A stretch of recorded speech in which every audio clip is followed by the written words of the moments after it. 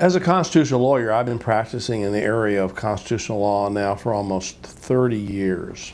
And when I first started in the area, especially in terms of religious freedom, I thought we were winning some of the cases and that there'd be an even balance in the public schools, that individual religious believers would be able to express themselves. But in recent years, I'd say the last 10 to 15 years, the schools have become increasingly secularized, where virtually anything that especially Christian student brings up in class or in the hallway or in a public gathering such as the graduation ceremony is automatically shot down. And what we're talking about here is not really separation of church and state in the way that the people who wrote the Constitution framed that question.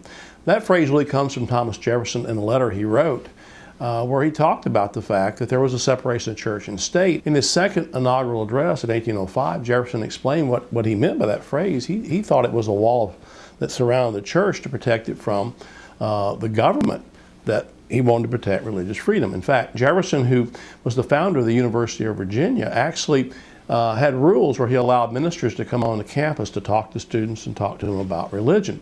So the founding fathers, as we call them, were not anti-religious, but that's where we've come to today. And three cases that we're handling at the Rutherford Institute really illustrate what I'm talking about.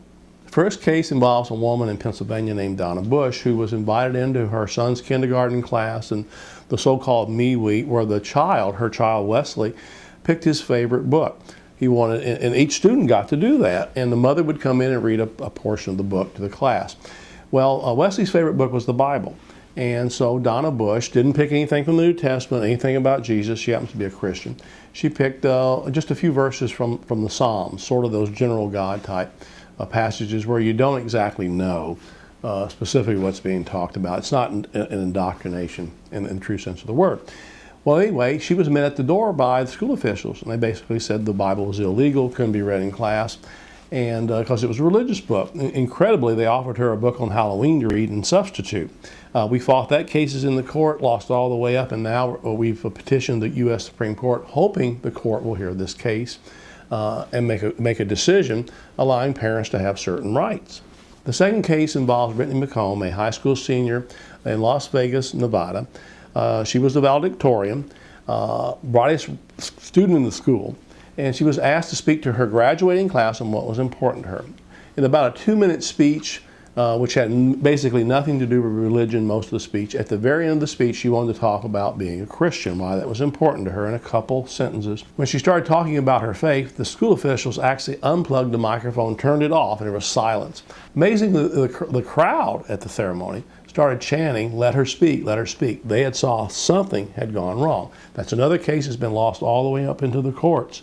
And now we're hoping the U.S. Supreme Court is going to hear this case and again allow free speech. And that's the issue in this case, not religion. The right of someone of a chosen subject to speak freely to people at a graduation ceremony who are not all students but a mixed audience. The third case involves a young lady in Washington, Catherine Nuri, who was part of a 17-member wind ensemble, instrumental group.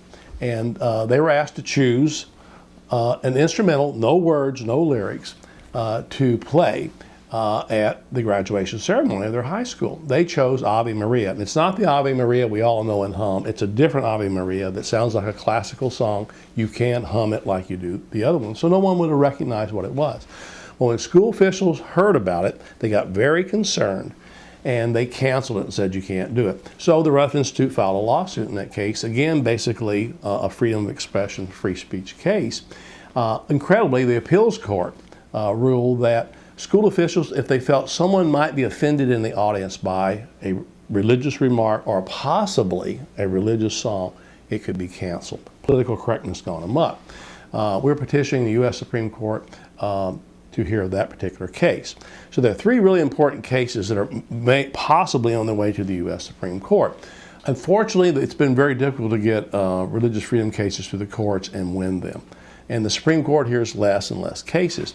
What we're asking the Supreme Court to do is hear one of these cases and set some guidelines telling school officials what they can do, not necessarily what they can't do in terms of religious expression. I'm talking about freedom of religious expression, not indoctrinating anybody. It's not a separation of church and state issue. It's really an individual believer versus the state. So these are important issues. If we do not get a definitive Supreme Court case fairly soon allowing some type of minimal religious expression, I think the schools are not going to only be secularized, they're going to be atheistic.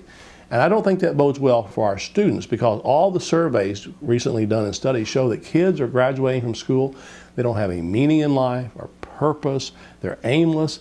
And I think that comes from the fact that we've completely squelched any form of basic morality taught in the schools, or allowing individual believers even to speak about their religion in schools. So what we really need is some guidance from our high court, and I hope we will get that in one of these cases.